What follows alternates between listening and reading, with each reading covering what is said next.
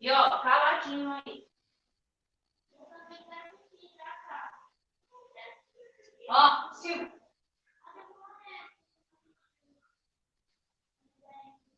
Vai começar? Eu desligo. Ó, eu quero silêncio. Você faz a live, tá muito na minha de vocês. Ó, eu mandei. Olá, Daniel, tá tudo ouvindo, bem? Eduardo? Tô ouvindo bem. Você tá me ouvindo? Deixa eu ver. Alô, você tá me ouvindo?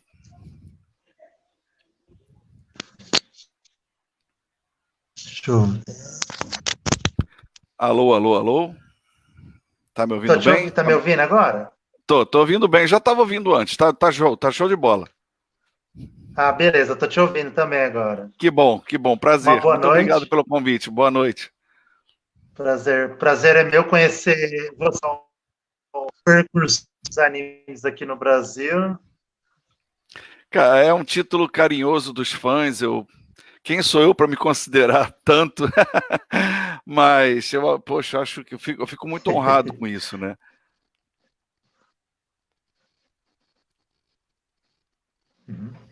Então, Eduardo, quero que você se apresente aqui para o pessoal da página do Votu Otaku Fest, que é a página do evento que a gente faz aqui na interior de São Paulo.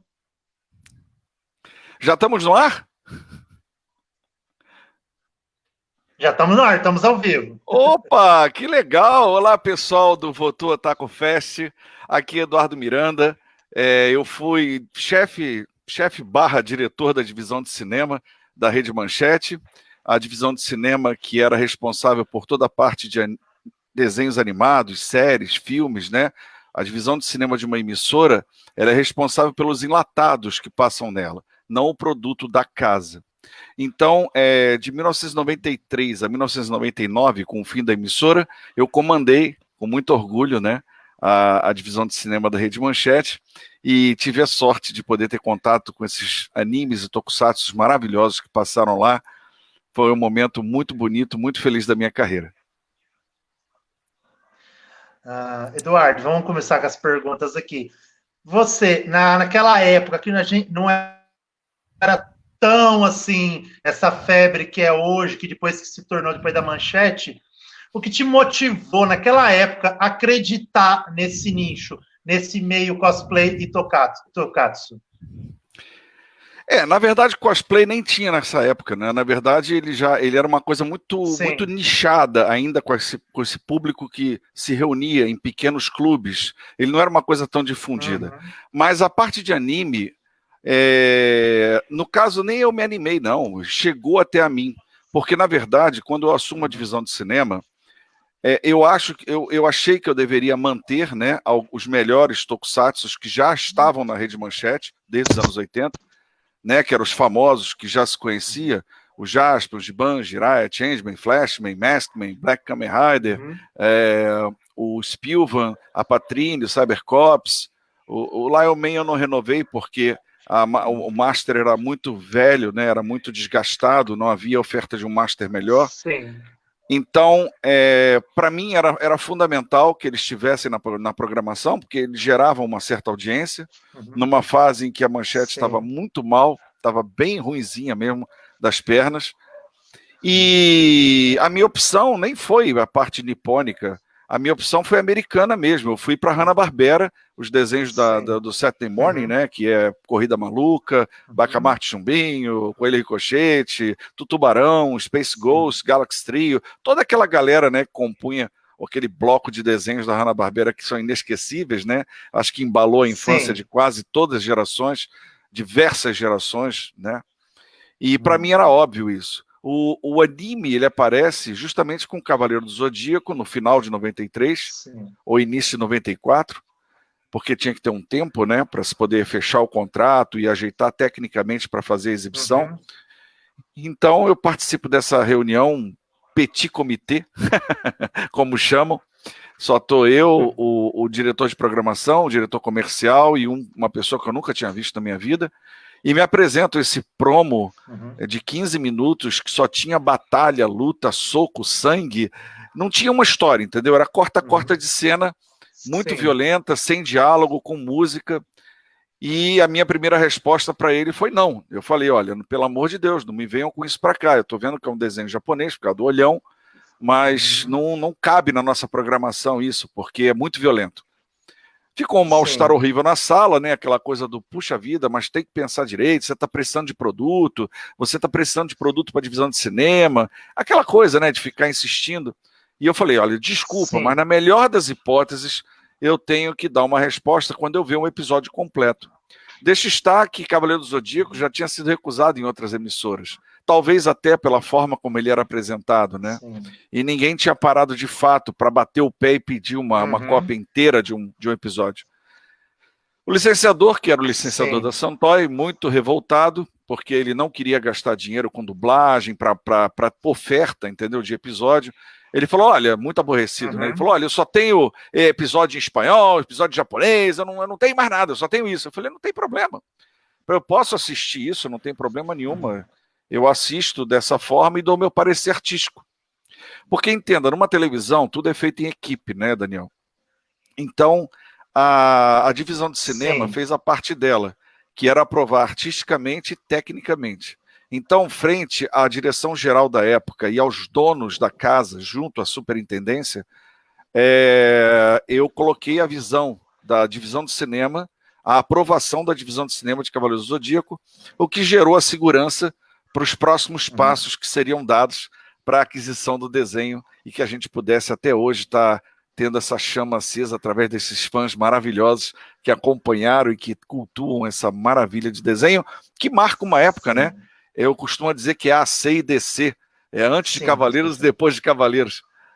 Claro, o sucesso de Cavaleiros se deve à base de Tokusatsu que já existia lá. Já existia uma base de cultura pop nipônica através dos Tokusatsu. Então era um terreno fértil para os Cavaleiros. Também tinha isso. E, claro, quando eu assisto os episódios, eu noto que não é apenas violência que tem ali. Mesmo tendo a orelha do Cassius no primeiro episódio, né? O que me assustou bastante, mas me assustou muito.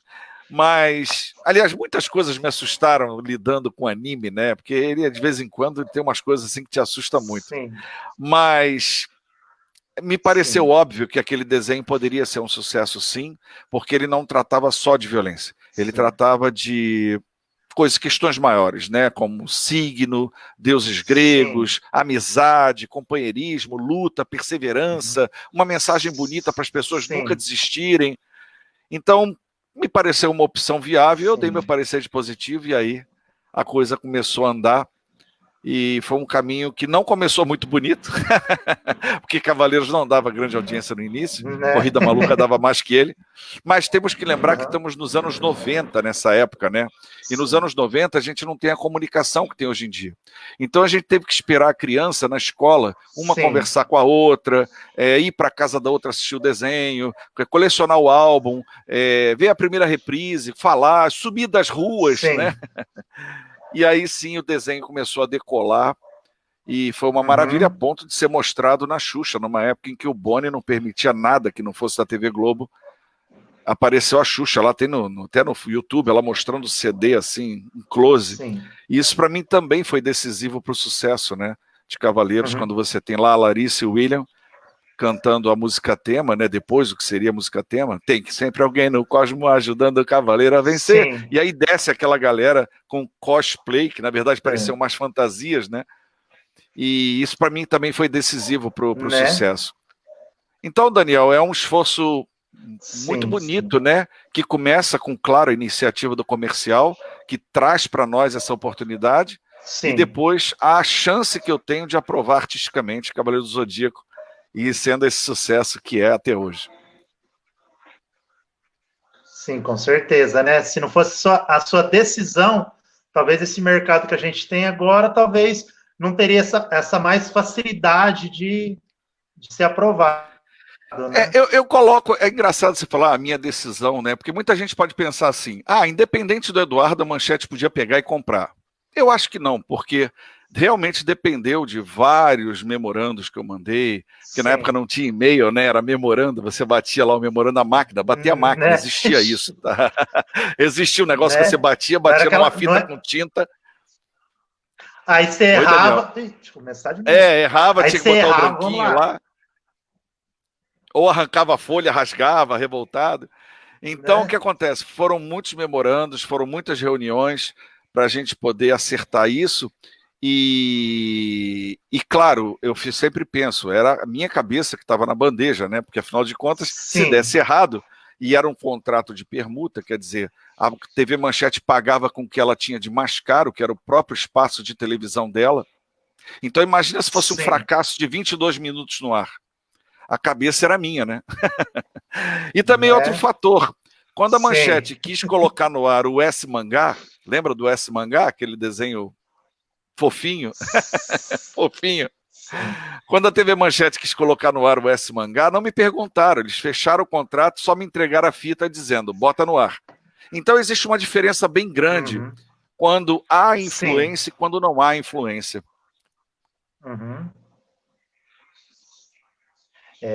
E que nem você estava falando você assistiu ele no começo sem dublar, sem nada. E aí, quando chegou na parte... E como você chegou nessa opção de dublar os episódios? Você que escolheu ou foi uma decisão da emissora? Não. O contrato já rezava que esses episódios viriam dublados. O licenciador cuidaria da dublagem. Então, eu não tive poder nenhum. Aliás, na verdade, era muito difícil ter acesso à dublagem na Manchete. Porque a Manchete, nessa época, onde começa Cavaleiros, ela é o Titanic que bateu no gelo. Ele não afundou, ele está navegando devagar, mas sabe-se que tem um grande problema naquele navio. É melhor você já botar o colete salva-vida e ficar andando pelo deck, porque o negócio não está legal. Ficar preso na terceira classe não é uma opção. Então, ali a gente fazia essa coisa do estar sempre atento, né? Não podia dar um vacilo, que o momento era um momento frágil da TV Manchete. Imagina. Ainda mais naquela época que talvez o dinheiro não era tão assim, valia tanto, né? Sim, não tinha claro, não tinha nada.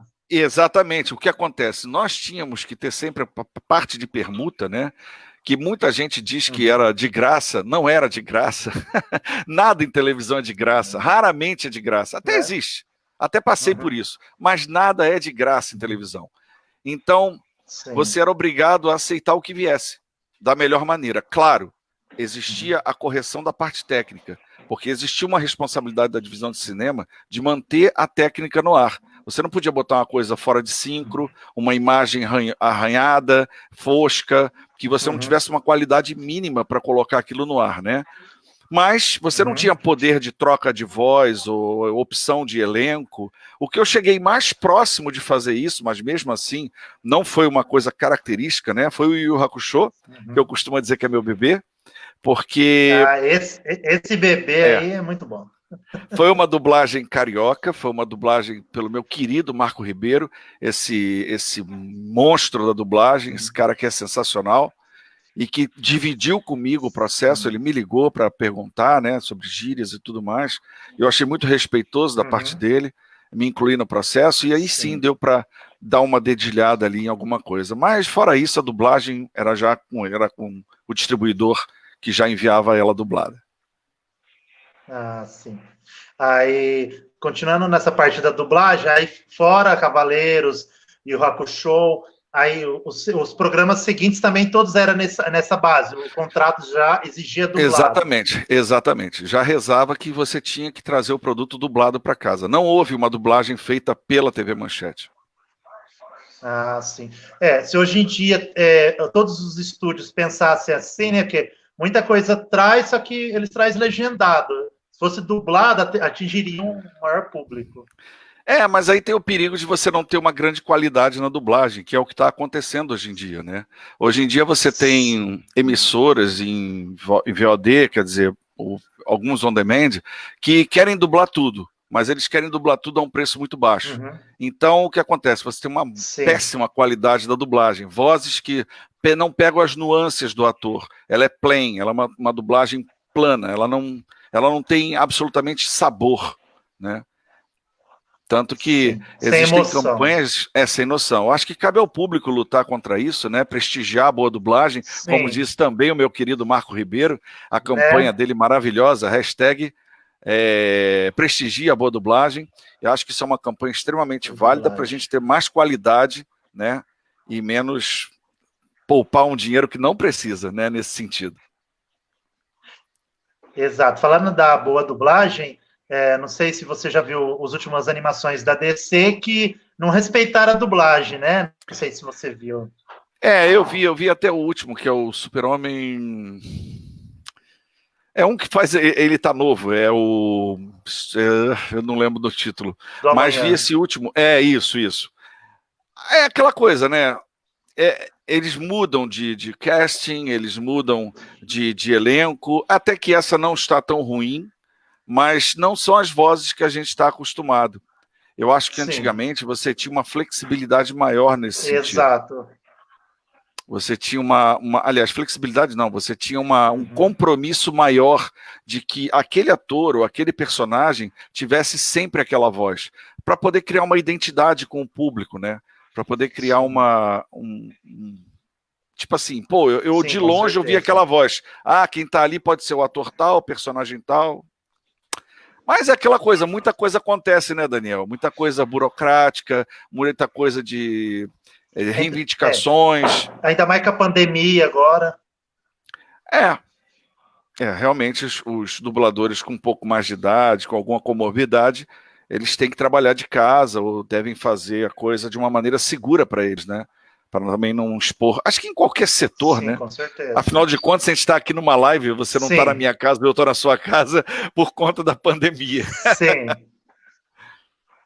Exato. E o bom de a diferença de tempo lá da Manchete com agora é que podemos também conversar, ter uma entrevista, um bate-papo por live com qualquer pessoa no mundo. Isso deixa mais conhecido também o pessoal, que é a questão dos dubladores, que quando você trouxe todo esse material, ninguém conhecia. Agora, com esse mundo expandido, né, todo mundo conhece.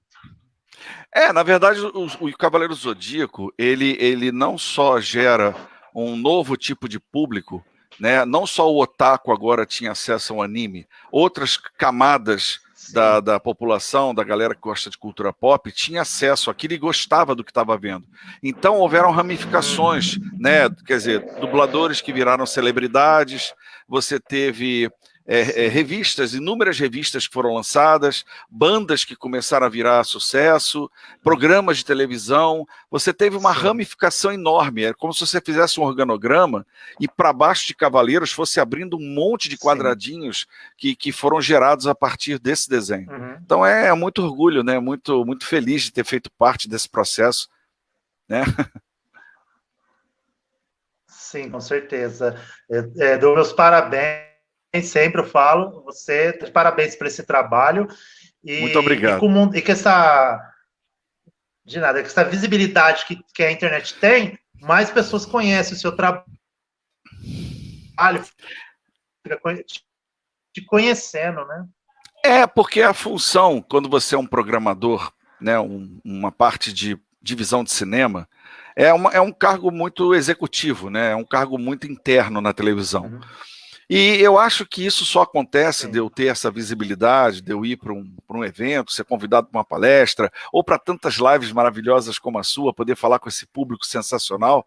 Eu acho que isso só acontece porque Cavaleiros marcou uma época. Porque qualquer outro desenho não gera isso de um profissional da área que eu represento, né? O radialista que lida com a programação de filmes ou com a divisão de cinema de uma emissora. Porque tantos outros desenhos fizeram tanto sucesso aqui no Brasil, mas engraçado, nenhum deles conseguiu conquistar as pessoas como Cavaleiro do Zodíaco, né? Cavaleiro do Zodíaco, ele tem um público que é muito fiel, é muito cativo, ele é muito vibrante. Então, eu agradeço muito, eu que, na verdade, sempre tenho que agradecer a todos os fãs que prestigiam sempre esse trabalho, ou que associam, pelo menos, né, esse trabalho às raízes lá nos anos 90. Sim, não, com certeza. Aí eu, de experiência própria aqui, né, na época que assistia, estava na segunda, terceira série, então era bem novinho e tal, era uma diversão, uma coisa saudável. A TV, você chegava da escola, almoçava, ou se não, na parte da tarde, você ia jantar e tinha uma programação saudável para os jovens, né? Eu fico muito feliz em saber isso, eu fico bastante feliz mesmo em saber que você curtiu, que de uma certa forma o nosso trabalho lá na Manchete gerou bons momentos para você. Muito obrigado por dividir isso comigo, é muito importante. Não, obrigado. E tanto também, eu quero mandar um abraço aqui também para o Marcelo Robocop, que é um cosmaker, e que também Conheço, ele é da época da Manchete.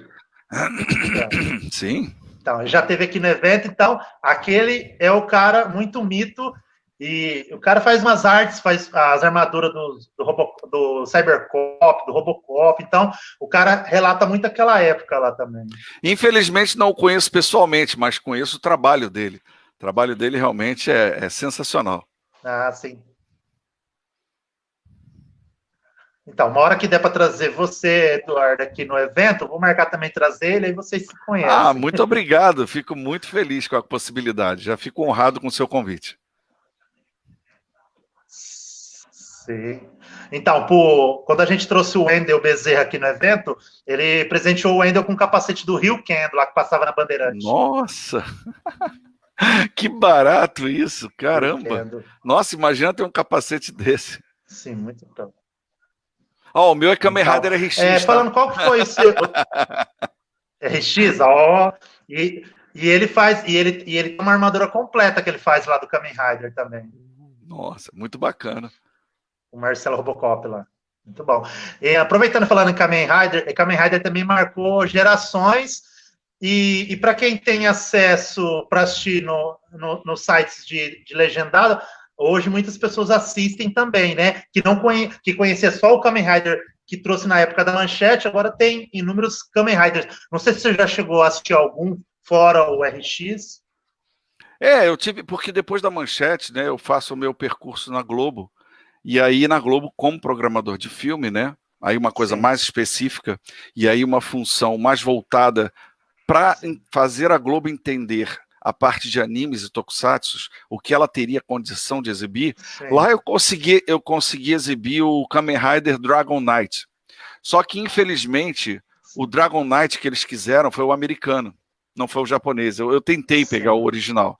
Mas como eles estavam na vibe de Power Rangers, eles queriam alguma coisa que se assemelhasse. Nós exibimos, claro, não foi um sucesso retumbante que deveria ser, mas... E Kamen Rider, nossa, ele sempre tem uma nova encarnação, né? Uma coisa assim, é uma franquia muito profícua nesse meio, é muito bacana. Sim, não, Kamen Rider, para quem conheceu aquele da Manchete e acompanhou, viu a evolução que se tornou a franquia, né? E se teve curiosidade de ir para trás, também pegou muito material, né? Pegou bastante material do início dele, é uma série muito, muito bacana. Sim, muito bacana. E uma coisa engraçada é que lá no país de origem, o Black Kamen Rider não é tão popular. Agora, no Brasil, parece que virou uma febre. Essa série é idolatrada por muitos. Daniel, eu acho que aí é o fenômeno do todo junto, né, e misturado. Eu acho que a popularidade de Jaspion, a popularidade do Jiraiya mesmo, como estava tudo dentro de um pacote, acabava todo mundo gostando de tudo que passava, né? Porque você passava a lidar com esse público, um público que estava praticamente fragmentado, que não existia, e se junta tudo para poder prestigiar aquilo. E isso é muito importante para a televisão, quando se prestigia o produto que a gente coloca, porque senão o patrocinador sai e a gente é obrigado a tirar o produto do ar. Porque televisão é dinheiro, principalmente televisão aberta.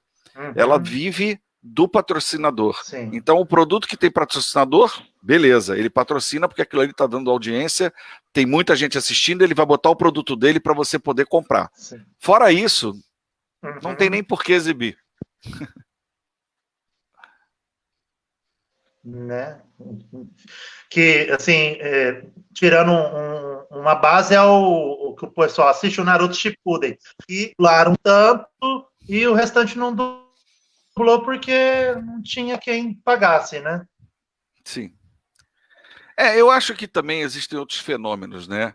Como, por exemplo, a classificação indicativa. Sim. Você tem outro fenômeno como a lei de não propaganda para criança, de regulamentação de propagandas para criança. Sim. E isso tudo, só estou falando de TV aberta, tá? Isso tudo dificultou muito que novos produtos viessem. Sim. Porque quando você, por exemplo, na Globo, eu tive acesso, através da Viz Media, num festival de desenhos internacional, ao Naruto e ao One Piece, muito antes de falando da animação, né? E para mim ficou claro que eu não passaria na classificação indicativa, porque eu já tinha tirado, ou solicitado que eu tivesse tirado, o Inuyasha do ar. Porque o Inuyasha na Globo, quando recebeu a classificação indicativa, ele tinha assim, episódio 1, 2, 3 livre, o 4 era 21 horas, o 5, 20 horas.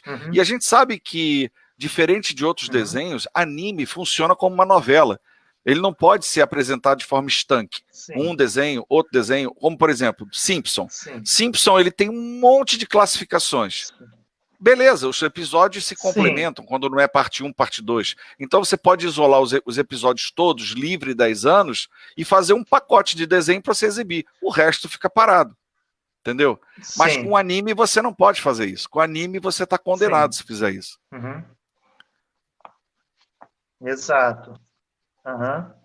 Exato. Inclusive, você citou o One Piece, ele é um exemplo. Se você tirar do contexto, você não entende nada da história. Mais nada, mais nada. Você tá perdido. Você cai na água, o teu navio afunda.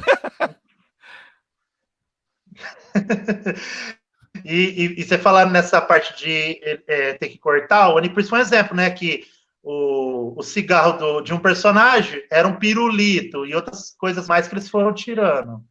Essa foi outra história que aconteceu. Aí eu tô falando com essa distribuidora da Viz Media, e aí ela diz para mim assim, Eduardo, eu já entendi o que você está falando. Você tem o mesmo problema da Alemanha. E nós temos a versão já modificada, ou para classificação indicativa, feita da produção. Quando eu assisti aquilo, pelo amor de Deus, eu já conheci o fã há 10 anos, mais de 10 anos eu conhecia como o fã de anime funciona. Eu não tinha condição de levar para a Globo algo deformado daquilo, estava deformado, os desenhos foram deformados. E com possibilidade de ainda tomar classificação. Então, eu não quis molhar meu pé ali, o que o SBT acabou pegando, mas também não fez tanto vento assim.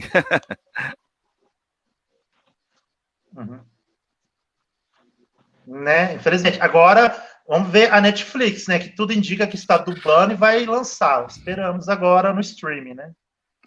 O streaming é uma lei completamente diferente, e isso não vai haver impossibilidade.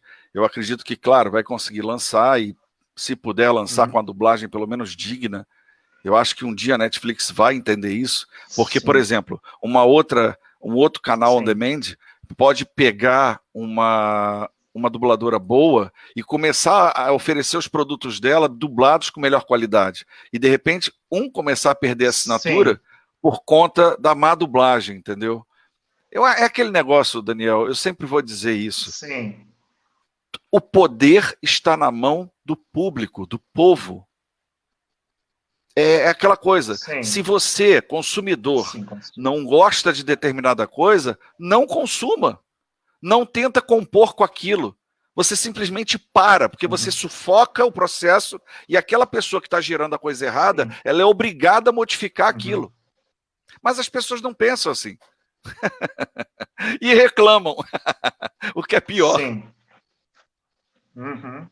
Exatamente. Exato. Não, mas igual você falou, tem que reclamar. Não gostou da dublagem? Vai, você está pagando. Assim, mudando um pouco o assunto, na parte do... né? Exato. Igual o Lucifer. Tinham cancelado. Os fãs foram lá, voltou a série para Netflix. Continuou. A ponto do ator gravar um vídeo agradecendo. Olha só. Exato. Se fosse antigamente, o ator nunca ia saber dos fãs. Agora, como com a internet estamos perto, então conseguimos falar com todo mundo. É a globalização, né, Daniel? Sim, globalização, que é tanto do lado bom como o lado ruim, mas na maioria é o lado bom. E o lado ruim dele também é bem ruim, né? Sim, muito ruim, né? O pessoal, é igual a espada de Excalibur, pode ser, pro rei Arthur, ela é boa, mas se cair numa mão errada, já viu, né? Fim. Verdade. Vamos perguntar, você como consumidor, você consome filmes, séries ou assim, de tudo um pouco? Então, Daniel, para mim o importante é que o produto seja bom e que me apresente algo de novo, algo que eu não conheça. Eu geralmente vejo trailer, vejo sinopse, porque, se você me permite falar, eu tenho um canal também no YouTube, que é o Projeto Cinevisão, e eu já desenvolvo esse canal. Muito obrigado, te agradeço muito. Eu desenvolvo esse canal desde 2016, onde ele é um desdobramento de um projeto que tinha na Rede Manchete, de eu ter um programa de cinema, né, que era o Cinevisão. Então eu dei o nome do canal de Projeto Cinevisão em homenagem a esse programa que ia sair, acabou, infelizmente, com o fim da Manchete não aconteceu. Mas lá eu costumo falar dos filmes, das séries, de tudo que tiver de bom, que tiver rolando por aí, né? Aliás, convido você e todos os seus inscritos e amigos a fazer parte do Projeto Cinevisão. Dá um pulinho lá, confere o trabalho. Se gostar, se inscreve. Vai ser um prazer receber vocês lá. Eu já sou inscrito lá já. Poxa, Daniel, muito obrigado, te agradeço muito. E todo sábado agora está tendo uma live. Eu talvez esse sábado agora faça a segunda parte de Star Wars, estou pensando, né? Se a gente ainda vai falar mais sobre Star Wars, ou se vem uma surpresa, não sei, eu estou pensando. Mas, então, você tinha me perguntado. Geralmente, como eu tenho esse canal, eu tenho que assistir muito produto. Eu acabo assistindo várias coisas, que mais ou menos é a atribuição que eu tinha em televisão. Muita gente diz assim, pô, ganhar dinheiro assistindo filme e desenho o dia inteiro e você reclama? Sim, só que quando vira responsabilidade, né? Você entende que um filme pode chegar a custar 2,5 milhões, 2 milhões de dólares, 4 milhões de dólares de direito de exibição, você sente assim, meu Deus, eu estou lidando com o dinheiro dos outros. Então é muita responsabilidade e te desgasta, porque você começa a ver cinema como sem emoção alguma, aquilo ali passa a ser... É igual um cara que trabalha no necrotério, ele vai olhar um cadáver diferente da gente. Para ele, um cadáver é mais um corpo aberto ali. Para nós, a gente vai ficar, coisa horrível. Então é complicado. Mas eu te digo, o meu foco de consumo são produtos variados e aquele produto que me surpreende. Eu gosto de ser surpreendido, sabe? Com um bom roteiro, com uma boa virada de trama. Eu tive uma grata surpresa com um filme na Netflix novo chamado Origens Secretas. Origens Secretas. É um filme espanhol da Filmax. Muito bom. É interessante, né? Porque ele une essa cultura nerd, geek, otaku, dentro de uma trama de um serial killer, com uma proposta que, é claro, a gente não vai dar spoiler aqui, mas é muito engraçado. Todos vocês vão gostar muito, acredito eu. É Origens Secretas da Netflix, acho que é uma boa dica. Não, muito boa dica. Essa dica é perfeita. E assim, não é spoiler que eu vou falar, mas é uma parte que eu acho que identifica muito com todos os nerds e otakus gamer. Na hora que o policial fala, vocês são tudo fracassado. Aí os caras viram, eu sou fulano, eu sou ciclano, eu sou tal. Aí acaba, prova que todo otaku nerd nunca vai ser um fracassado. O cara pode ser alguém na vida.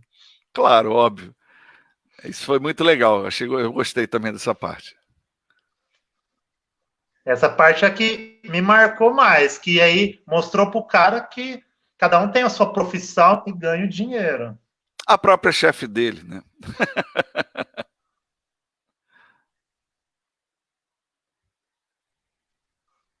Cosplay. Isso não é spoiler. E isso não é spoiler, porque aparece no trailer e aparece na sinopse, tá? Então isso é uma coisa que já é revelada antes. Sim. Antes de eu perguntar um negócio de Star Wars, eu vou perguntar que a Débora Debbie Randall Moon perguntou. Conte sobre os fãs que não queriam que tirassem os desenhos do ar. Tá aqui na pergunta, aqui na live. Minha querida Débora, um beijo para você, muito obrigado pela pergunta. Eu acho que ela está se referindo quando o Cavaleiros saiu do ar, né? E quando alguns desenhos saíram do ar. Sim. E lá na Manchete era muito complicado, realmente, porque nós recebíamos muitas cartas. A divisão de cinema recebia malotes e malotes e malotes de carta.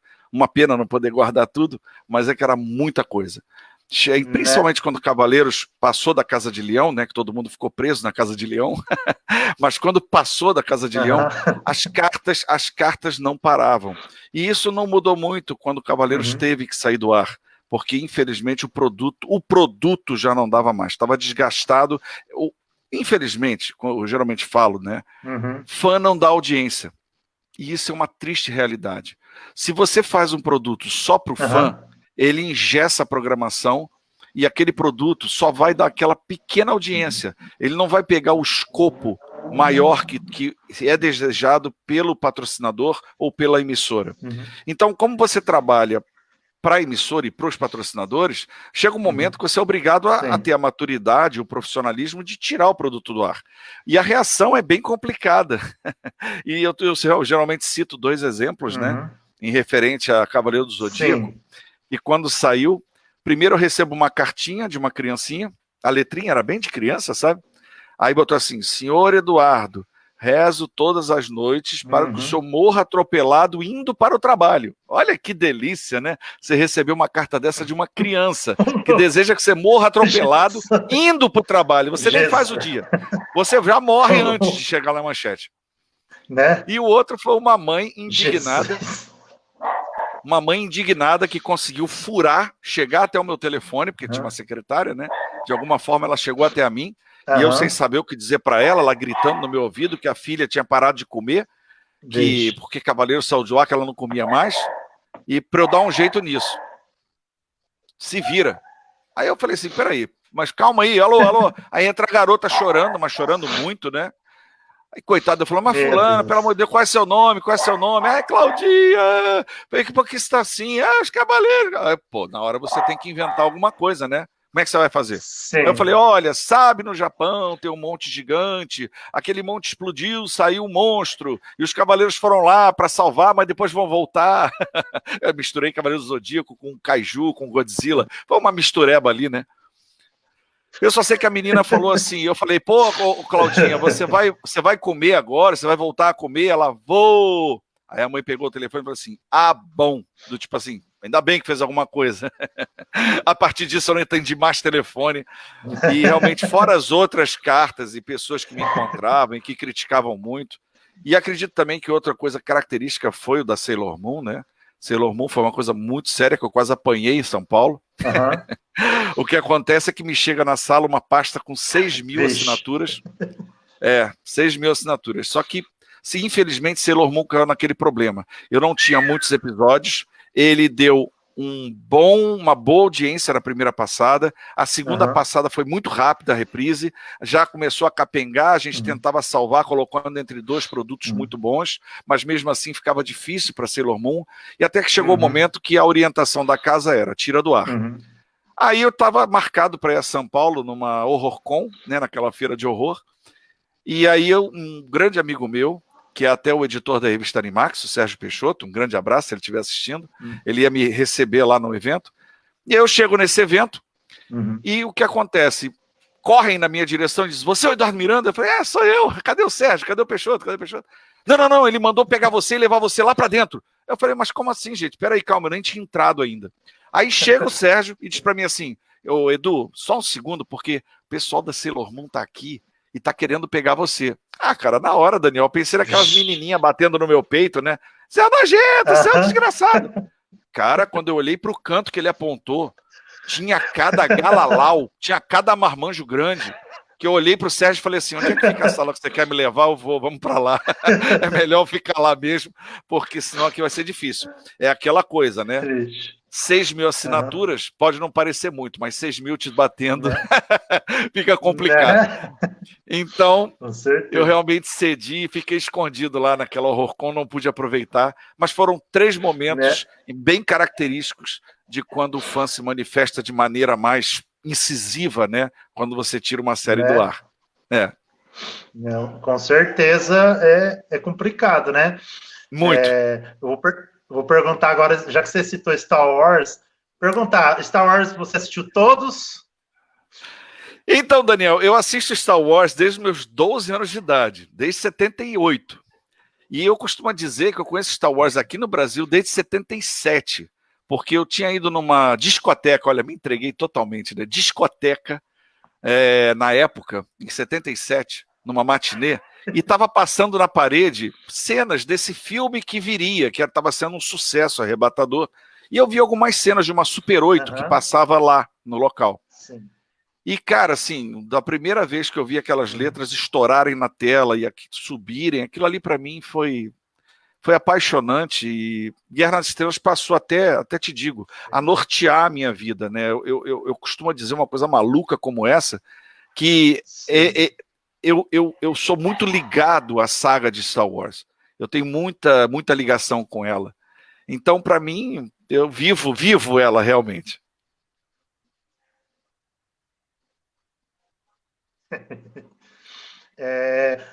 Star Wars, você tem algum dos filmes que você não curtiu ou achou que poderia ser melhor? Então, eu até achei que você ia perguntar qual que eu mais gosto, que era só um, né? Assim, eu tenho um que eu mais gosto. Mas do que eu não curti, você pode botar aí pelo menos uns 4. Uns 4 que eu não curti. É o episódio 3 da saga prequel, onde eu acho que o George Lucas ele toma implicância com o fã clássico, com o fã antigo, e começa a desconstruir determinados conceitos que você aprendeu na trilogia clássica. Ele começa a destruir isso tudo para você.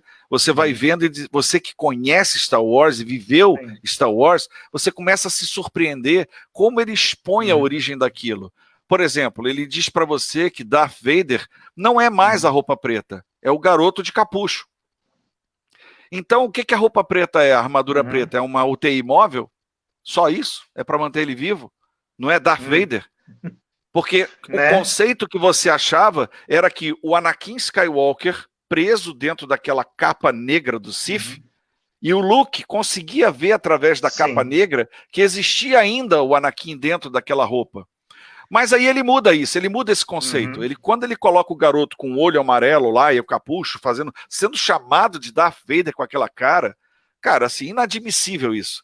O Yoda tomar piaba do imperador, nunca aconteceria um negócio desse, isso aí tá fora de cogitação. Basta você ver Clone Wars, o final da 6ª temporada, você vê como é que funciona uma luta, ou deveria funcionar uma luta entre o Yoda e o imperador, que é feito pelo Dave Filoni, né?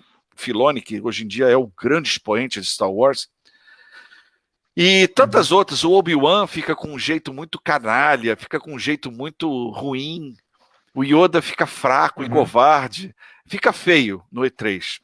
Mas nada se compara à porcaria da trilogia esquizofrênica da Disney, né?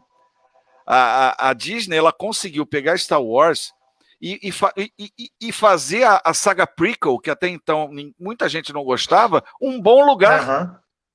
Porque, afinal de contas, a prequel passa a ser material original do Lucas. E aí você pensa, caraca, pelo menos aqui, mesmo que meia bomba, é o material original do criador. Ali são pessoas que não se conversaram, não falaram com ninguém e criaram uma trilogia maluca onde um filme não fala com o outro. Então, realmente, são 4 que eu não curto. É o 3, o 7, o 8 e o 9.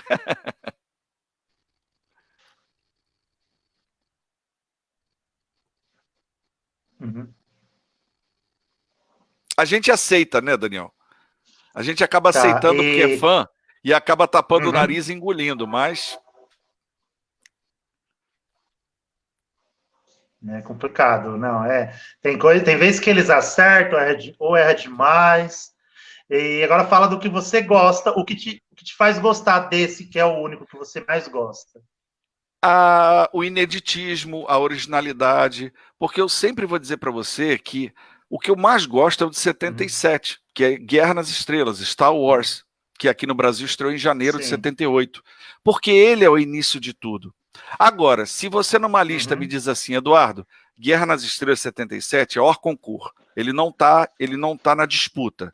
Ele não pode estar na disputa porque ele é o início de tudo. Então ele é hors concours. Fora o hors concours, qual que você mais gosta? Aí, claro, eu vou no geral, que é o episódio 5, que é o Império Contra-Ataca, que dita um tom mais engajado e sério à ficção científica, né? A trama de Star Wars. Sim. Porque, infelizmente, o Retorno de Jedi, quando bota os ursinhos carinhosos, fica meio complicado aquilo ali, né? Realmente, para quem assistiu Ursinhos Carinhosos e assiste aquele lá, é verídico, já lembra do desenho. Eu preferia que eles tivessem cachique com os Wookiees, mas... Né? Ainda continuando essa parte de Star Wars, o Mandalorian lá da Disney, você chegou a assistir? O que achou? Cara, Mandaloriano é o melhor produto de Star Wars, fora Rogue One, né? Rogue One mostrou que é possível se fazer bons filmes na Disney.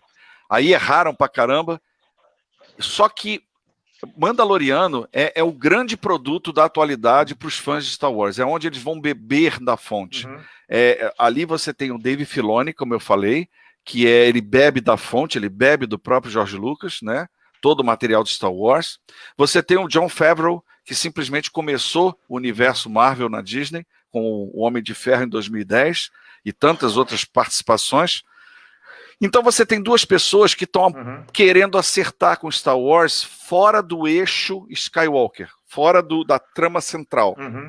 Porém, eu lembro que eles não são tão burros e sabem que se não tiver nenhum elemento que realmente vincule você à trama clássica, Guerra nas Estrelas está fadado ao erro, ao fim. Porque Guerra nas Estrelas, diferente de Star Trek, ela necessita de vínculo com a trama central, por ser apenas um folhetim, uma coisa muito simples. Já Star Trek, Jornada nas Estrelas, sempre foi algo muito mais direcionado à ficção científica séria e científica, né?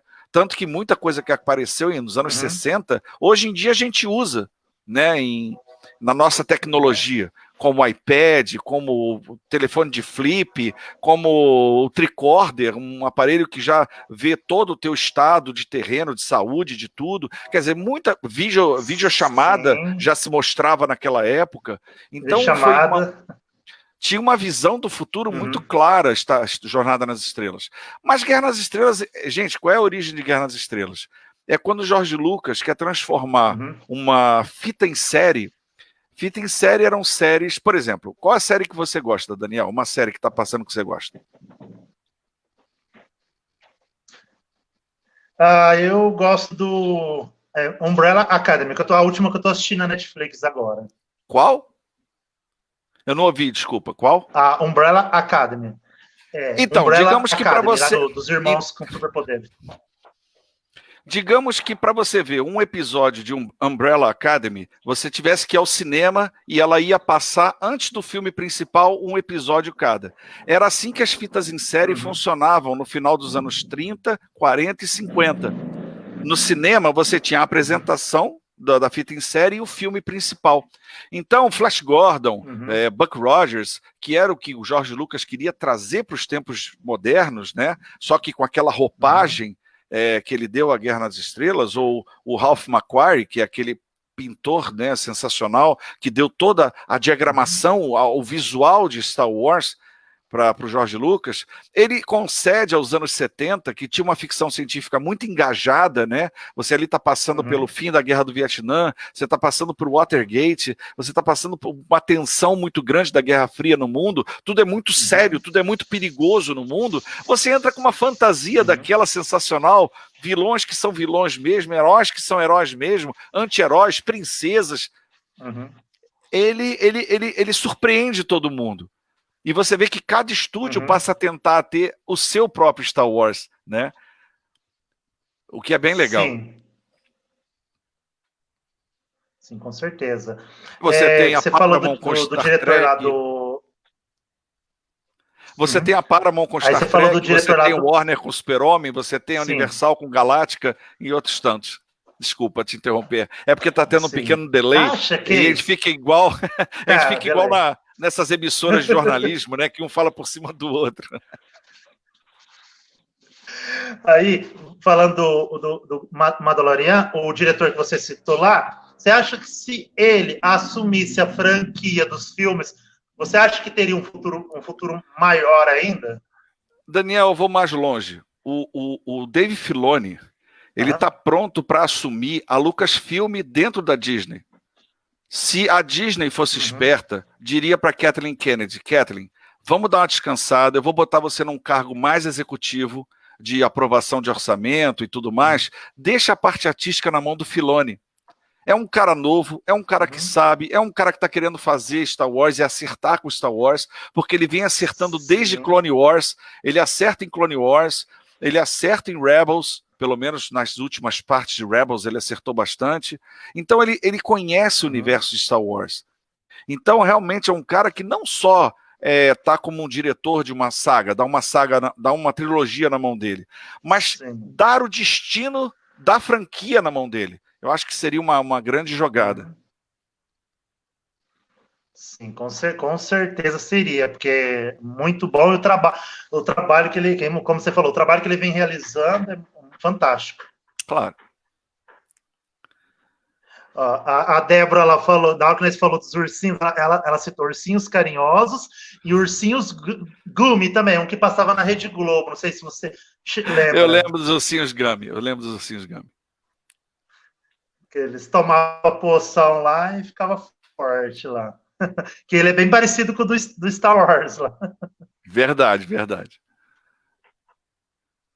Deixa eu ver, mais uma pergunta. Os seus trabalhos que você tem feito nos últimos meses, fora o seu canal? Então, eu tenho dado muita atenção ao canal, mas com a minha formação é de psicologia, eu tenho tentado entender essa coisa de atendimento online, ou tentar, né, depois que a pandemia passar, voltar para um atendimento presencial em consultório. Eu sempre usei a psicologia de uma forma filantrópica, né, de uma forma onde não houvesse nenhum tipo de relação financeira. É uma coisa mais de caridade. Mas acho que está na hora de tentar galgar, né, outros áreas nessa profissão, mas é claro, Daniel, devo confessar que o desejo de voltar para a televisão é muito grande, mas reconheço que é um ambiente muito fechado, é muito pequenininho e é difícil você ter uma oportunidade no mercado assim. Mas se aparecer, estou aqui prontinho para começar e vai ser uma vontade muito grande de voltar a lidar com esses produtos maravilhosos. Né?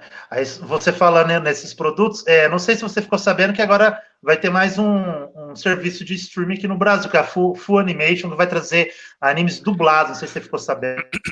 Eu soube disso, aliás, estava vendo até ou ontem à noite ou hoje de manhã, eu dei uma olhada nisso. Não li toda a matéria sobre a Full Animation, mas claro, né, assim como a Crunchyroll, outros vão querer explorar o mercado, só que volto a dizer, se trabalhar com produto dublado, que façam uma boa dublagem, porque o fã, ele não brinca nesse sentido. Sim. Ele sabe direitinho o que é bom e o que é ruim. Não adianta esse pensamento corporativo de, para quem é bacalhau basta, esses garotos aí curtem tudo, nem liga. Mentira. Eles sabem uma boa voz, eles sabem uma boa entonação. Tem lógica isso. Não é uma coisa gratuita. Sim, com certeza, né? Porque como na época do Yu Hakusho adaptou para a nossa realidade e as piadas, as gírias fez a gente ter o prazer de assistir, os de agora também. Tem que ter a diversão, o cara não pode ser uma coisa seca. Até porque o problema de gíria é que elas datam, né? Elas têm uma época em que elas são utilizadas. Então, por exemplo, quando o Yu saiu da Manchete e foi para Cartoon, teve que haver uma adaptação na dublagem para novas gírias, para coisas mais modernas que estavam sendo usadas agora. É tudo muito... E, Daniel, se você me permite também, quem quiser saber mais sobre o Yu Hakusho, a origem, né, de Yu Hakusho e a dublagem de Yu Hakusho, eu tenho o meu especial, o programa 100, que que eu gravei no YouTube Space, tive a oportunidade ao YouTube Space, e lá gravamos com os fãs que me levaram a primeira VHS, e gravei com os dubladores, com o Marco Ribeiro e o Cristiano Torreão, que é o Ryusuke Urameshi e o Riei, né, os dubladores desses personagens maravilhosos, que estiveram lá comigo conversando em 2 programas bem legais, parte 1 e parte 2. Então eu convido você e toda a sua audiência a conferir lá o episódio 100, que está bem legal. Com certeza. Imagino que vai, com certeza é uma coisa, para quem não conhece, convido a assistir, né? Que vai conhecer mais a fundo esse anime que marcou gerações e ainda mais.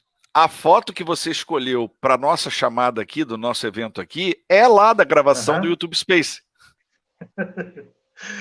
Que bom. Eu achei que a que chamava mais atenção.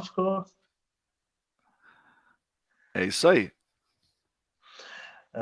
Ó, essa Débora aqui é muito fã sua. Ó. Ela colocou: SBT chama Eduardo Miranda, Band chama Eduardo Miranda, Globo, Record, volta Eduardo Miranda. Ela é muito fã, Então, um beijo, querida Débora. Sim, obrigado. Eu acredito que essas streams tinham que chamar você para você tomar conta desses animes, dessas dublagens, que acho que eles seriam mais felizes ter alguém assim como você. Eu agradeço muito, cara, eu agradeço muito esse carinho seu. Eu reconheço que é um mercado muito competitivo, é um mercado que, por mais que a gente seja abraçado e festejado pelos fãs, sempre quando a gente entra numa empresa, a filosofia muda muito, né? Porque não adianta nada, se você não tiver numa posição de muito protagonismo dentro da empresa, pouco você pode fazer. Sim. Claro, a luta existe, mas quando a empresa diz o seguinte, cara, nós não temos dinheiro para fazer uma boa dublagem, você como funcionário vai fazer o quê? Vai brigar? Não, você vai dizer, beleza, então vamos botar no ar da melhor maneira que a gente pode, né? Mas existe aquilo assim, quem está fazendo a dublagem? Você ligar para dublador e dizer assim, galera, vamos atuar um pouquinho mais, tá muito plano, tá muito sem sal, tá muito... Por exemplo, você citou o Lúcifer, né? Por exemplo, quando você vê o Tom Welly falando na língua original, em inglês, nossa, detective, aquele inglesão dele, né? Cara, se você vê dublado, você pensa assim, o que aconteceu? O cara tá lobotomizado, não tem nada na voz dele. Tipo assim, acabou, ele mata a série totalmente. Porque o trabalho de voz do Tom Welly é muito grande, é muito forte o que ele faz ali. E, claro, a nossa experiência auditiva, ela sempre vai ser 100%. Porque na vista a gente pisca, olha para o lado, olha para baixo, o celular toca, a gente, enquanto ouve, a gente está olhando o celular, entendeu? Então, o ouvido, a nossa audição é 100% da experiência de tudo. Porque a gente não tapa o ouvido, nem o ouvido pisca, né? Sim. Então... Desculpa. Então é isso. Eu acho que eles têm que tomar muito cuidado com a dublagem. A dublagem salva um produto. Eu sempre lembro muito, acho que a galera vai lembrar, do desenho animado A Nova Onda do Imperador. Aquele que se passa nos Andes, que tem o Cusco, que tem aquele vira uma lhama, lembra? Esse desenho em inglês não tem absolutamente nada de engraçado, não tem nada. Esse desenho em inglês é um saco. Mas bastou colocar o Selton Mello como dublador do Cusco, que virou outra coisa, virou outro desenho. Sim. É muito característico isso, vocês podem ver. Bota ele em inglês e depois bota ele em português. É o Humberto Martins fazendo aquele personagem que mora na aldeia lá embaixo e o Selton Mello fazendo o Cusco. Quer dizer, eles fazem uma dupla ali e uma coisa meio Yu Yu Hakusho de gíria. Ah, moleque! Né? Ele brinca, que dá uma identidade tão bacana pra gente e engraçado, né? Se você parar pra pensar, a dublagem nossa, a Disney sempre tomou muito cuidado com isso. Né? Nós tivemos músicas traduzidas por grandes nomes da cultura, da nossa música popular brasileira, né? Os desenhos mais clássicos. Então nós sempre tivemos muito cuidado com isso. E acho triste você ver, por conta do financeiro, uma arte tão prestigiada como a nossa, que, por exemplo, se você pegar uma, assim, mas eu não me lembro de um dublador que tenha sido festejado aqui no Brasil. Nossa, eu te dou um exemplo. Você conhece a série Perdidos no Espaço? Então, Na Hebe Camargo, eu não vi isso no ar, pelo amor de Deus, eu não sou tão velho, tá? Eu li isso, pelo amor de Deus. Eu não sou um vampiro. Tanto que muita gente diz assim, pô, você se diz o pai dos animes do Brasil? Opa, eu não me digo nada, quem me deu esse título foi o fã. E outra coisa, eu não posso ser o pai dos animes do Brasil, porque não fui eu que botei Super Dínamo, National Kid, Fantomas, não fui eu que programei isso. Então não é assim que funciona. Isso é um carinho do fã. Uma coisa é o carinho do fã, outra coisa é outra coisa, sim, né? É como na Globo se fala. Uma coisa é uma coisa, outra coisa é outra coisa. Então, voltando ao papo do dublador, a dublagem sim, brasileira é tão respeitada já desde tanto tempo que o Jonathan Harris, sim, o Dr. Smith, encontrou o dublador dele na Hebe Camargo, para os dois conversarem. Olha que bacana isso, né? Uma sim, coisa que você viu repetida com o Wolverine, né? O Hugh Jackman encontrar isso com o Barnavis no Gentili. Sim. Quer dizer, é uma coisa que, nossa, olha quantos anos separa um evento do outro, né? E isso já sim, acontece. Quer dizer, mostra o respeito aos nossos profissionais. Você tem o Carlos sim, Drummond, o Orlando Drummond, né? Esse agora centenário, 100 maravilhoso. 100 anos o cara já tem. E tá fez a propaganda da Renault, fazendo o Vingador, quer dizer, o cara tá na ativa. Então sim, é muito respeitada a nossa dublagem, e outros tantos nomes, né, que se a gente for falar, vai ser a live toda falando nomes desses profissionais maravilhosos da dublagem brasileira, que tem que ser respeitados. Você não pode pegar gato e cachorro para fazer isso. É falta de respeito com o público, né? Exato. Aí, citando o dublador, o Marco Ribeiro, um exemplo, Eu, a Patroa e as Crianças. Eu acho que aquela série, se não fosse ele dublando o Michael, acabou, não tinha graça. Acabou. Você deu outro grande exemplo, onde a dublagem salva pra gente, de forma regional, né? Salva o produto, porque ele fala a nossa língua. A gente se identifica com ele falando. Sim. Um outro exemplo também é aquele Tá Dando Onda, que é dos Pinguins, que o Guilherme Briggs, acho que foi o diretor, perfeito, se eu não me engano. Perfeito. Outro ótimo exemplo também. Frio de Janeiro, cara, é sensacional. Olha como ele adaptou o negócio, né? São coisinhas que a gente pega sim, que... E eu lembro de uma entrevista que ele falou que ele foi chamado lá fora porque acho que foi a melhor adaptação que teve no mundo desse animação. O Brasil sempre foi campeão disso. Se não era campeão, estava entre as 3 melhores dublagens do mundo, principalmente para desenhos animados, que é um trabalho sensacional. Uma pena, realmente, a gente está passando por uma fase como essa, onde está se olhando para o mais barato, para o mais prático. E esses mais baratos não se primam para melhorar. Porque, entenda uma coisa, não é a questão técnica que faz uma boa dublagem, é o ator. Claro, você tem uma trilha de ME bem colocada, bem equilibrada com a trilha de voz, ótimo, beleza. Você tem uma mesa com 72 canais para poder mexer com cada partezinha na dublagem, maravilhoso. Mas se você tiver um bom ator de dublagem, eu acho que, por exemplo, você citou o Guilherme Briggs. Para mim, o Guilherme Briggs vai ser bom em qualquer dubladora. Pode ser Estúdios SBT, ele vai ser bom lá também. Porque ele sabe fazer, você entendeu? Então, o Marco Ribeiro, ele vai ser bom em qualquer lugar. O Garcia Júnior vai ser bom em qualquer lugar. O Wendell Bezerra vai ser bom em qualquer lugar. O Orlando Drummond vai ser bom em qualquer lugar. E tantos outros vão ser ótimos em qualquer lugar, porque eles são... Márcio Seixas vai ser ótimo em qualquer lugar fazendo Batman. E ele vai ser bom, porque... Entendeu? Não, a Miriam Fischer, outra maravilhosa, e tantos outros que você pensa assim, essa pessoa vai mudar porque o estúdio é pequeno, porque não tem uma boa qualidade técnica? Não, porque o cara é ator, ele vai fazer isso com microfone mono, ele vai dar a interpretação do personagem. Sim, com certeza. É isso que me dói. É isso que me dói. É você ter uma cena onde o cara tá gritando e o dublador tá falando normalmente, com uma voz totalmente normal, sem nenhum tipo de entonação, plano. Não se faz mais nada. É quase um voice-over, porque você tem duas técnicas, né, Daniel? Você tem a técnica da dublagem com sync de voz, você vai tentar ao máximo combinar a voz, e você tem o voice-over, onde você ainda chega a ouvir o inglês no fundo e você tem uma voz em português falando, como se o que está dizendo o que o cara está dizendo. você tem muito isso, por exemplo, numa History Channel, no Discovery, na National Geographic, onde você tem documentários, tem muito voice-over. E não é isso, você não vai pegar ator de voice-over e jogar para cinema ou para televisão, a não ser que ele saiba fazer. Sim, né? Sim, claro. Né, que citando aí, que nem você citou os atores que fez a Onda do Imperador, que eram atores globais. E hoje em dia tem muito preconceito. Os famosos entrarem na dublagem, muitos fãs têm preconceito por causa disso, né? Tem famosos que são um presente pra gente, como, por exemplo, Chico Anísio ter feito o Sr. Frederiksen no Up, foi um presente.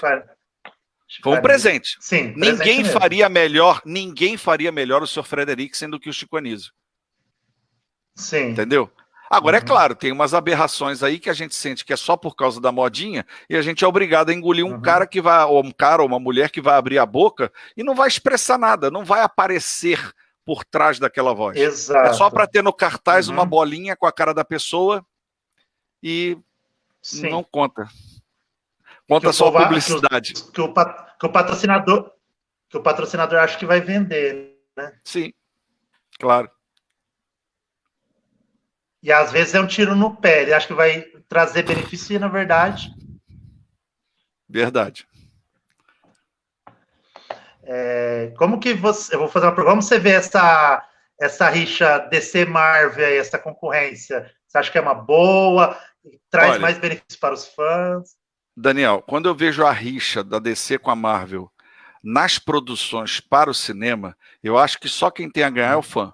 Porque quando você tem uma rixa saudável como essa, né, deles querendo acertar de qualquer maneira, é ótimo. Agora, a rixa entre os fãs, me desculpa, isso é a maior palhaçada, a maior infantilidade, a coisa mais ridícula. Eu não compactuo com isso. Para mim, começou a falar, porque a DC, a Marvel... Cara, é filme de super-herói. Ou você curte ou você não curte. Esse bairrismo, essa levantar de bandeira, tratar os estúdios como time de futebol, sai fora. Não, isso aí, gente fanática é a pior coisa que existe. Pior coisa, é a pior raça. A pior raça é o fanático. Pior raça. Isso aí não dá para você conversar.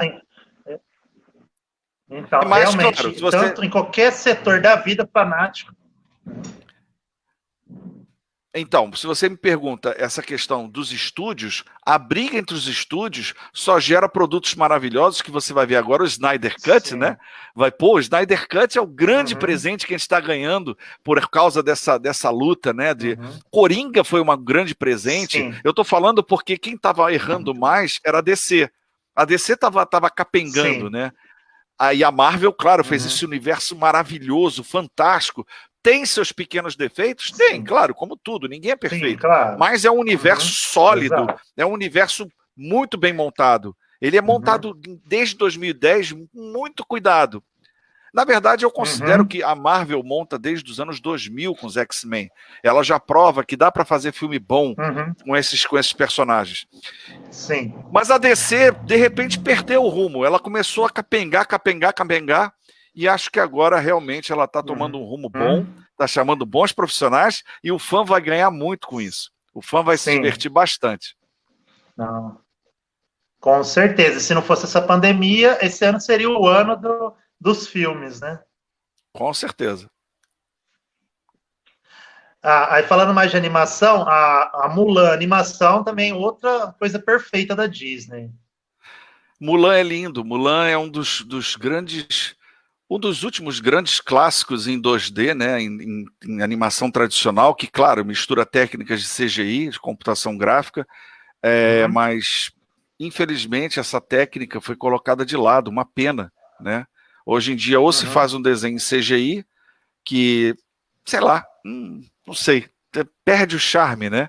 Ou você tem uma adaptação para o cinema, uma adaptação ou muito boa, ou muito ruim, ou meia boca, para a telona. Agora temos aí o filme da Mulan.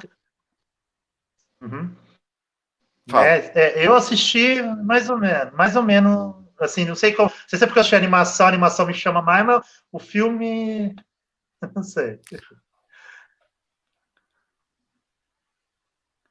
Ô, Daniel, eu não vou dar muita bola, tratos à bola ao que você acabou de falar, não. Eu vou passar batido, tá? Você assistiu aonde, Daniel? Aham. Ah, Assisti? não, esquece. Assisti no aplicativo. É isso aí, no aplicativo, claro. Aham. Então, eu assisti, mas eu prefiro animação. Tá bom. Especialmente o cantor, né? Aquele dublador que canta música, perfeito.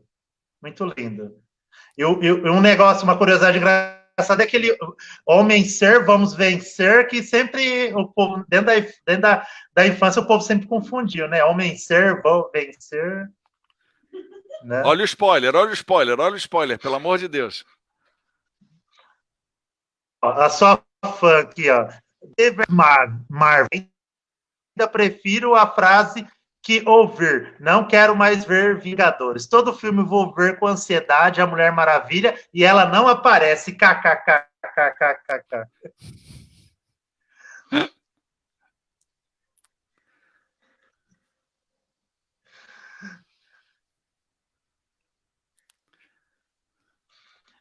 Deixa eu ver aqui.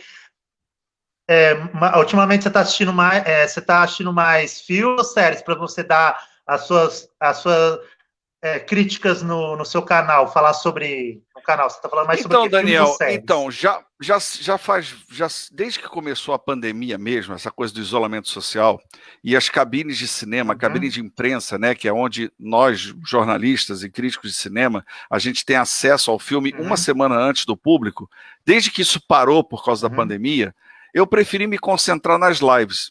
E nas lives a gente consegue pegar um espectro maior de um assunto, né? Então, por exemplo, eu já falei de colecionismo, falei de Star Wars, falei de horror, filmes de horror, acho, né?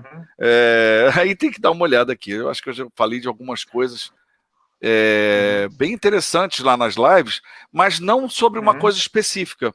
Eu cheguei até a fazer um vídeo específico, mas não teve muita aceitação. Parece que a galera está gostando mais mesmo das lives, né? Então, por exemplo, fiz Star Wars, eu fiz o colecionismo, fiz o DC Fandome, onde eu fiz uma análise depois de que passou, né?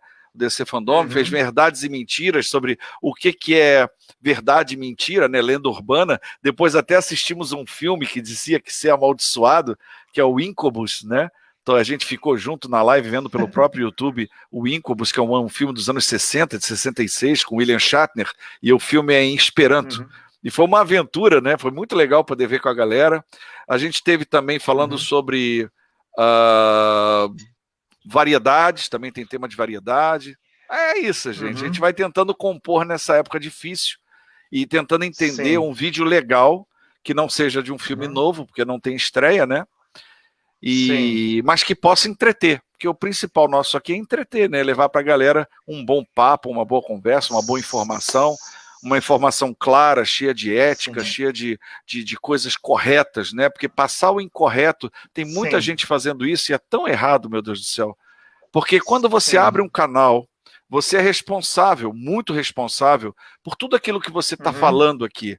Na hora que você abre a boca, existe uma gama enorme de pessoas que estão te assistindo e consumindo o teu produto. Se você abre esse canal para ser ofensivo, para ser baixo, mesquinho, para falar besteira, cara, aí não, aí não dá. Aí realmente não dá. Não dá não. Porque igual tanto a televisão como o YouTube tá cheio de coisas boas e coisas ruins também, que realmente tem umas coisas que dá medo que o pessoal passa.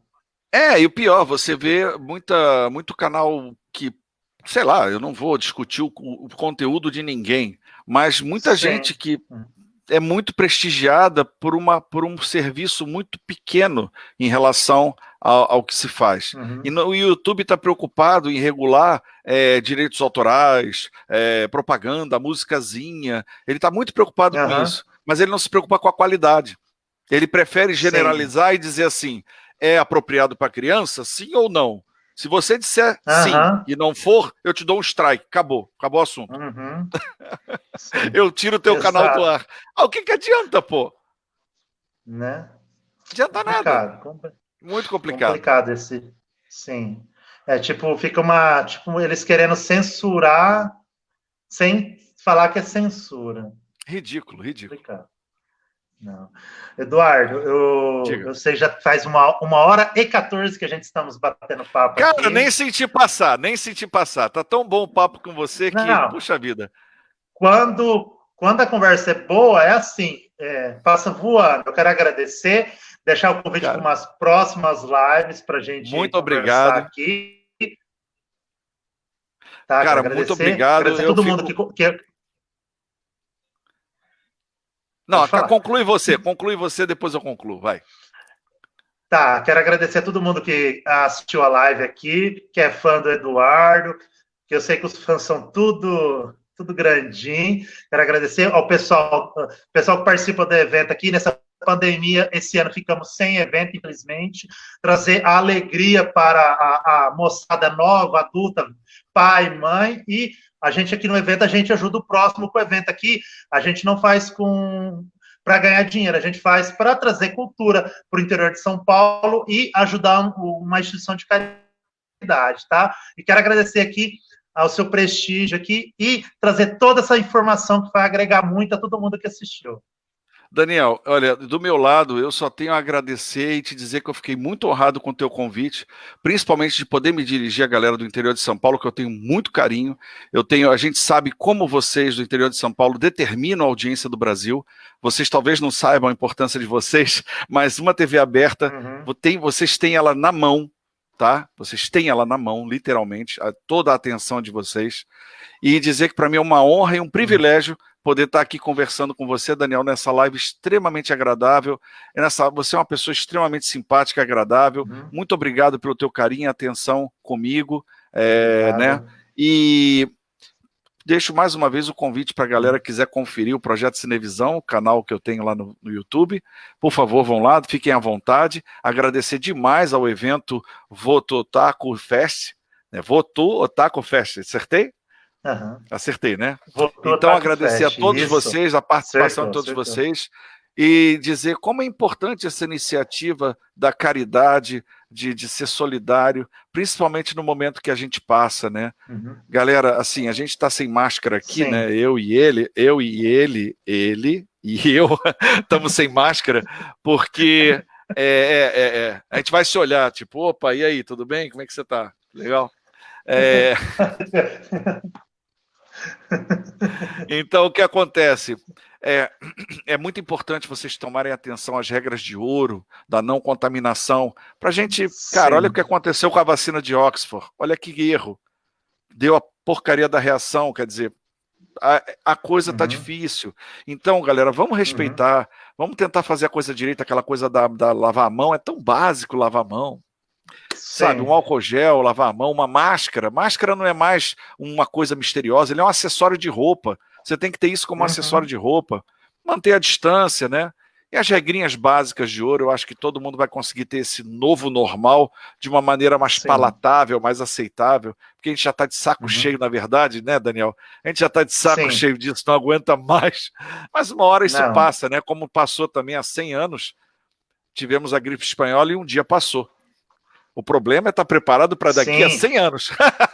Esse é o problema. Né, com certeza. Mas tudo vai passar. E a galera aqui de Votuporanga e do interior de São Paulo, todos estão ansiosos pelo evento. Eu entendo todo mundo. Mas ano que vem, se Deus quiser, vai poder ter evento. E quando tudo se normalizar, a gente traz o Eduardo para vocês abraçarem, cumprimentarem ele pessoalmente, porque aqui... Os seus fãs é igual o Sandy Júnior. Sandy Júnior é tudo acima dos 30, né? Que legal, cara. Eu fico muito feliz em saber isso. Eu fico muito agradecido e muito emocionado, porque eu adoro todos vocês. Todos vocês. Faria tudo igual. Faria tudo igual. Mesmo passando pela loucura que foi o fim da Rede Manchete, eu faria tudo igual. Porque quando um fã me abraça e chora e agradece, não tem salário ou que eu possa ter recebido que vale mais que isso. Muitíssimo obrigado mesmo a todos vocês. Com certeza. Igual você falou também, com o evento aqui, eu posso não ganhar nada com ele. O dinheiro que a gente vende, os ingressos, a gente paga para trazer os convidados, pagar o custo, a alimentação. E quando a pessoa chega e me fala, Daniel, Ó, parabéns, me diverti muito. Tanto, vou dar um relato aqui antes de acabar. Um pai trouxe uma filha no evento, ele nunca tinha ido no evento. Aí ele chegou, Daniel, preciso conversar com você. Aí já fica com medo, que aí o pai vem conversar. Aí falou, cara, eu me diverti mais que a minha filha, eu vou vir todo ano agora. Então, que legal, cara. Daniel, parabéns, Daniel. Se você recebeu isso, realmente é o maior presente. É aquela medalha de ouro por serviço bem feito. Parabéns, cara. Parabéns mesmo. Sim. Obrigado, Eduardo. Todo mundo se inscreve no projeto Cinevisão, lá no canal do Eduardo. Acompanhem lá, curtam. Tá? Muito obrigado. Tenha uma boa noite, uma ótima semana para você, Eduardo. Muito obrigado para vocês também. Tchau, tchau. Forte abraço. Boa noite. Tchau, tchau. Um abraço. Boa noite.